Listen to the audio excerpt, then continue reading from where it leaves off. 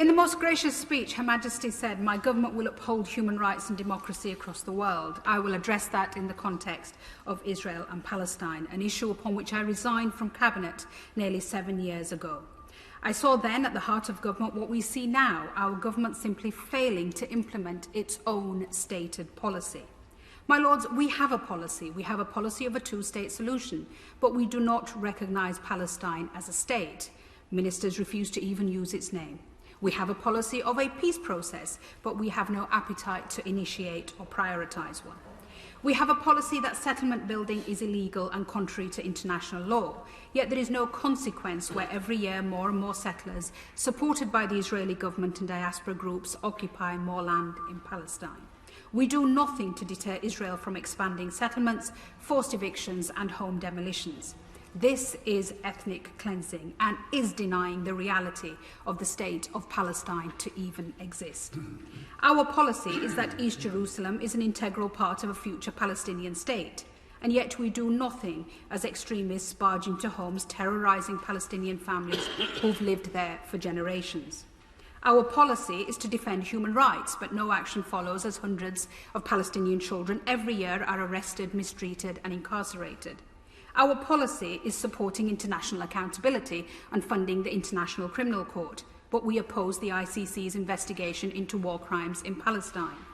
Each time, my Lords, we fail to implement our own policy, we send out the message to an ever-extremist right-wing Israeli government that there will be no cost or consequences for its treatment of the Palestinians.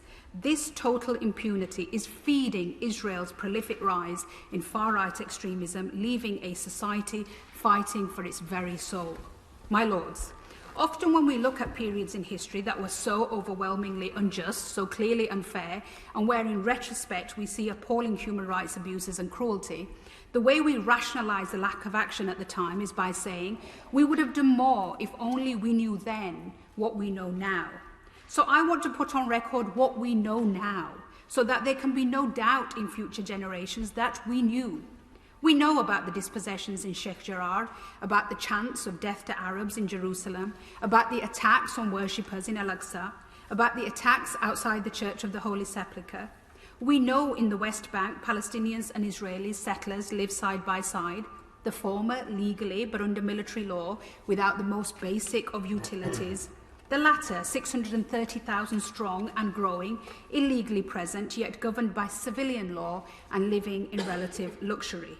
Two peoples in the same land, but with differing legal systems and even separate roads to the same place. So we know, my Lords, as documented by Human Rights Watch, that the threshold has passed for the international war crime of apartheid and persecution. We know generations have existed under a blockade, never left Gaza, an area the size of the Isle of Wight, and drink water that the World Health Organization says is not even fit for animals. We know that mid-pandemic, Gaza's only coronavirus testing lab was damaged because of Israeli army bombing. We know of the deliberate targeting of journalists, including the bombing of the AP building, whereas US Secretary of State Blinken said there was no evidence of Hamas operations. We know that a female journalist who's worked for Channel 4 was attacked and had her hijab ripped off by Israeli soldiers. We know, as reported by Mark Stone at Sky News, of entirely unnecessary provocative behaviour by Israeli police and military yesterday at Damascus Gate, with stun grenades thrown at a peaceful group of Palestinians, and Bethlehem, where volleys of tear gas were used. We know from Amnesty International of the rising death toll in Gaza, entire families wiped out in attacks that will be tried as war crimes. We know from the UN the mounting destruction by Israeli strikes on homes, hospitals, libraries and charities.